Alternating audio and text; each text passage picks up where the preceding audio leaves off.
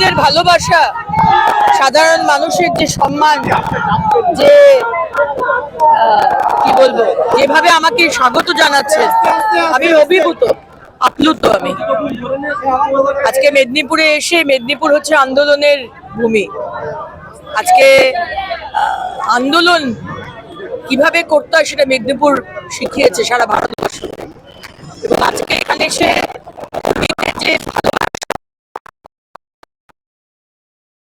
সত্যি মানে অভিভূত।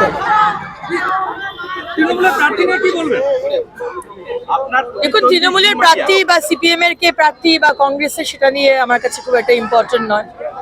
কারণ আমাদের লড়াই হচ্ছে নীতি আদর্শের লড়াই, মমতা ব্যানার্জির সাথে, তৃণমূলের সাথে। তৃণমূলের যে অপশাসন, তৃণমূলের যে অত্যাচার, তৃণমূলের যে মহিলাদেরকে যে অসম্মান করা এবং যে দুর্নীতি, তার সাথে আমাদের লড়াই। এবং লড়াই যে আমরা যে কথা দিয়েছি ইসবার 400 পার, আমরা যেন সেই কথা রাখতে পারি। আর পশ্চিমবঙ্গে 42-এ 42, মেদিনীপুরও তার মধ্যে পড়ে, সেই কথা যেন রাখতে পারি। তৃণমূলের প্রার্থীর সাথে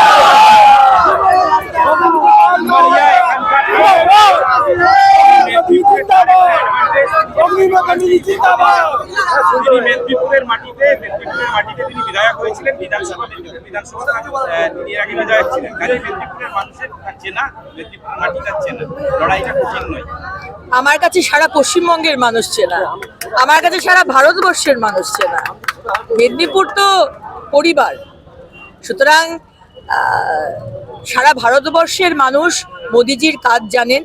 আজকে কে দিলীপ ঘোষ বা কে অগ্নিমিত্রা পাল বা কে শুভেন্দু অধিকারী, সেটা আমাদের পার্টিতে অন্তত ইম্পর্টেন্ট নয়। আমাদের পার্টিতে ইম্পর্টেন্ট হচ্ছে আমাদের যে ওই বুথ লেভেলের যে কর্মী দেখতে পাচ্ছেন, শক্তি কেন্দ্র লেভেলের যে কর্মী দেখতে পাচ্ছেন, মন্ডল প্রেসিডেন্ট, আমাদের জেলা সভাপতি, তারা হচ্ছে আমাদের কাছে ইম্পর্টেন্ট। আর ইম্পর্টেন্ট হচ্ছে পদ্মফুল আর নরেন্দ্র মোদীজি, আর কিছু ইম্পর্টেন্ট না। আপনার এইখানে আপনি প্রতিদ্বন্দ্বিতা করছেন, একসময় আপনার রাজ্য সভাপতি দিলীপ ঘোষ সাংসদ ছিলেন দিলীপ ঘোষ, তার খেলে আমার কাছে এটা বিশাল পাওয়া। কারণ জানেন, দিলীপদার হাত ধরে আমি পার্টিতে এসেছি। আমার বয়স 5 বছর। 2019-এ 23শে মার্চ দিলীপদার হাত ধরে আমি ভারতীয় জনতা পার্টি জয়েন করি, এবং 1 বছরের মধ্যে দিলীপদা আমাকে মহিলা মোর্চার সভানেত্রী করেন। আর সেই দিলীপদার আশীর্বাদ নিয়ে আমি আজকে দিলীপদার কনস্টিটিউয়েন্সিতে লড়তে এসেছি। সুতরাং জিত 100%। ওইটা বলতে পারবো না। আমি তো পাখি নিয়ে বসিনি, টিয়া পাখি নিয়ে যদি বসতাম ধর্মতলায়, তাহলে বলতে পারতাম। আমি তো আর রাষ্ট্রলার জন্য, কিন্তু মানুষের যে ভালোবাসা দেখতে পাচ্ছি, কর্মীদের যে ভরসা, তাতে মনে হয় বিরাট লিড হবে, এবং সেটাই আমাদের টার্গেট।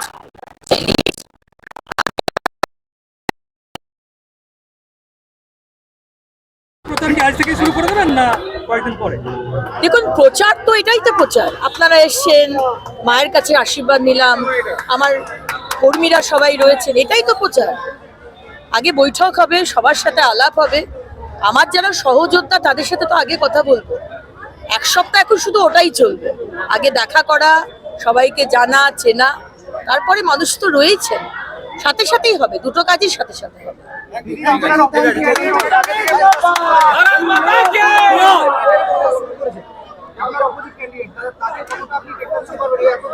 কি হবে বলুন? প্রচার 6 মাস আগেও যদি শুরু করেন বা করতেন, তাহলেও মেদিনীপুরের মানুষ সেই নরেন্দ্র মোদীজিকেই ভোট দিতেন। রেজাল্টটা জানা আছে, আপনি কতদিন আগে থেকে প্রচার শুরু করবেন তাতে খুব একটা যায় আসে না। কারণ মেদিনীপুরের মানুষ আর পশ্চিমবঙ্গের মানুষ, তারা বসে আছে কবে 25শে মে আসবে, আর তারা গিয়ে ভোট বাক্সে, ইভিএম বাক্সে গিয়ে পদ্ম ফুলে ভোটটা দেবে। তারা বসে আছে, আর কিছু ভাবার জায়গা নেই। মোদিজি যা 10 বছরে কাজ করে দিয়ে গেছেন, আর মমতা ব্যানার্জি যা অপশাসন করেছেন, সেখানে খুব একটা ভাবার বা চিন্তা করার জায়গা রাখেননি মুখ্যমন্ত্রী। বিজেপির লড়াইয়ের হাতিয়ার হচ্ছে মোদিজির কাজ, কেন্দ্র সরকারের উন্নয়নের কাজ, সবকা সাথ, সবকা বিকাশ, সবকা বিশ্বাস, সবকা প্রয়াস। ধর্মের রাজনীতি নয়, আমরা ডেভেলপমেন্টের রাজনীতি করি, আমরা উন্নয়নের রাজনীতি করি। আমরা রামনবমীর মিছিলে এই যে ওপর থেকে পাথর ছুঁড়ে মারেন আর তারপর রামনবমীর দিন ছুটি ঘোষণা করেন, সংখ্যালঘুদের ভোটের জন্য ইস্তেমাল করেন মুখ্যমন্ত্রী, আর বকটুইতে সংখ্যালঘুদের জ্যান্ত জ্বালিয়ে দেন। আমরা সেই রাজনীতি করি না, আমরা উন্নয়নের রাজনীতি করি। আর মেদিনীপুরের উন্নয়ন যা দিলীপ দা করে গেছেন, দিলীপ দার কাজকে ধরে আমি সেই উন্নয়ন এগিয়ে নিয়ে যাব। বিজেপির মধ্যে কোনো গন্ডগোল নেই। আজকে যে পোস্টার গুলো ফেলেছে সেগুলো সিসিটিভি ক্যামেরায় দেখতে বলুন, সেগুলো ফেলেছে টিএমসি, কারণ মমতা ব্যানার্জি ভয় পেয়েছেন। আজকে মহিলাদের আন্তর্জাতিক নারী দিবসে রাস্তায় মিছিলে নামেন মমতা ব্যানার্জি, আর সন্দেশখালীতে যে মহিলাদের রাতের পর রাত মাসের পর মাস অত্যাচার হয়েছে, ধর্ষণ হয়েছে, সেই সন্দেশখালীর মা বোনেদের দেখতে যাওয়ার ওনার সময় হয় না। রিয়ালিটি শোতে যাবার সময় হয়, মোমো বানাবার সময় হয়, রুটি বানাবার সময় হয়, লুচি বানাবার সময় হয়, সন্দেশখালী যাবার সময় হয় না। এর জবাব রেখা পাত্র এবং সন্দেশখালী এবং বসিরহাটের মা বোনেরা দেবে।